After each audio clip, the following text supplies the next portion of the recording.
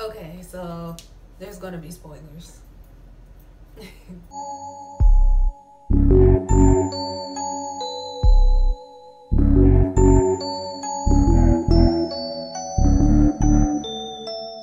Hey good people, it's CC Devereaux. I just saw the movie Us, directed by Jordan Peele, and let me tell you, crazy. The movie theater that I went to has surround sound and the seats vibrate, and it was hella expensive, $20 a ticket. Anyways, but the experience, it made it even more intense because every time the music got like your seat went, it vibrated with you, and that shit was crazy. But the movie was really good. It makes you think, and then it also makes you scared.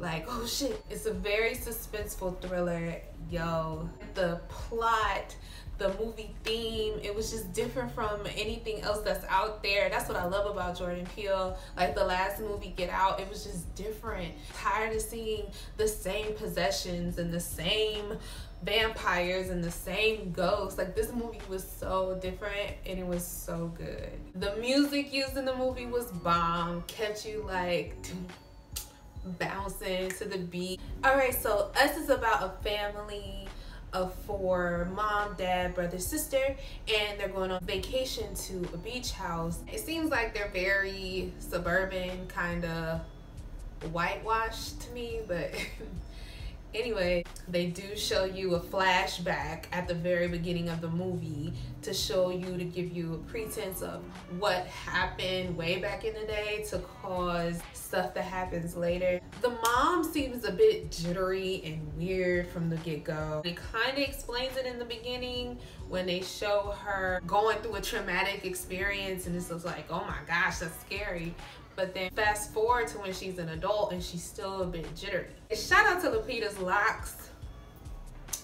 Yes, her locks are popping in the movie. I think it was a wig, but they were locks. So shout out to representation. The movie does not take long to get to the where you're gonna jump scenes. The imagery in the movie, the way it was edited, bomb. It was just so suspenseful, even from the looks that Lupita gave you, the way she gazed into the camera.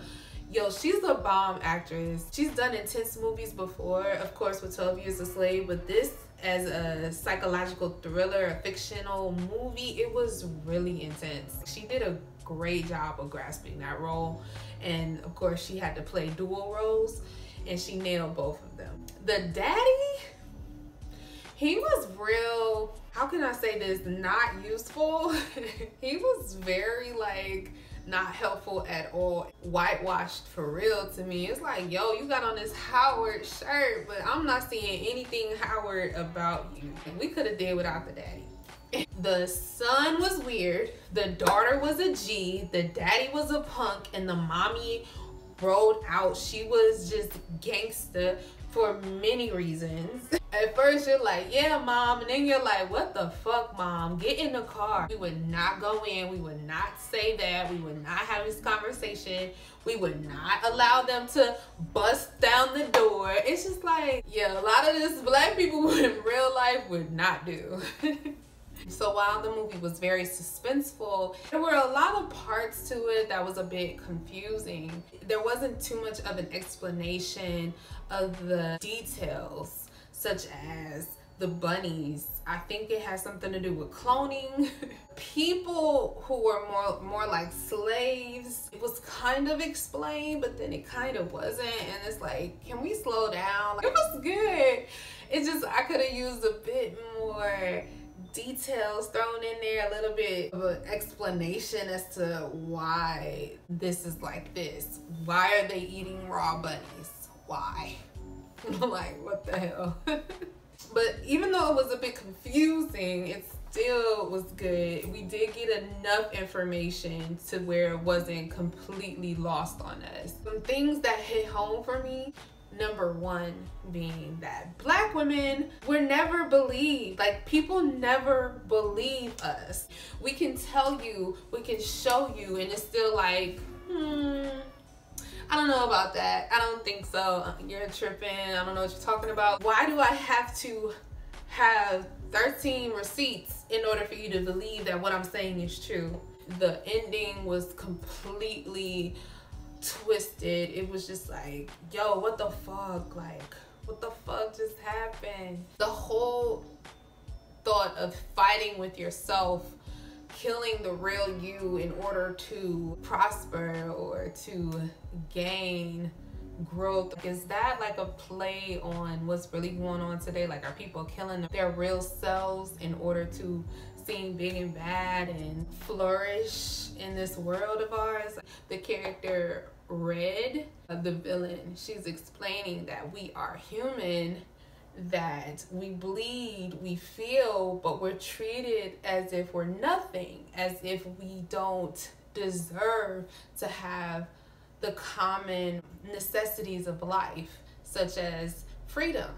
We look just like you, we're just a bit different. However, you treat us as if we're monsters, as if we're not worthy of living amongst you.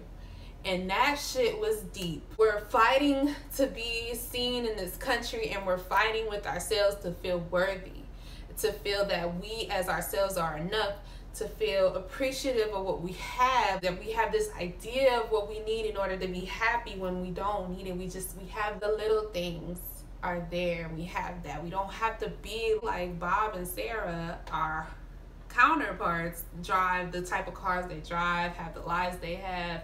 We don't have to be like them in order to be happy. Yo, there's so much to do with this movie. There's like classism, racism, sexism. I commend Jordan for the subtle details in this movie. It was really good. I would suggest going to see it. I'm definitely gonna see the next Jordan Peele movie when that drops, because he's giving hits. I just left the theater, so I'm gonna try to find out a little bit more about the details behind the movie. But yo, it was good. I enjoyed it. Good job, Jordan. You're on a roll. 2 for 2, homie. 2 for 2. Shout out to the culture. Did it for the culture. All right, good people, thank you for watching this video. If you haven't already, like, comment, subscribe. Have you seen the movie? Let me know what you thought of it. If you see one of the hidden meanings in the movie, let me know what they were down below. And until next time, good people, bye. Go see it. Don't bootleg it.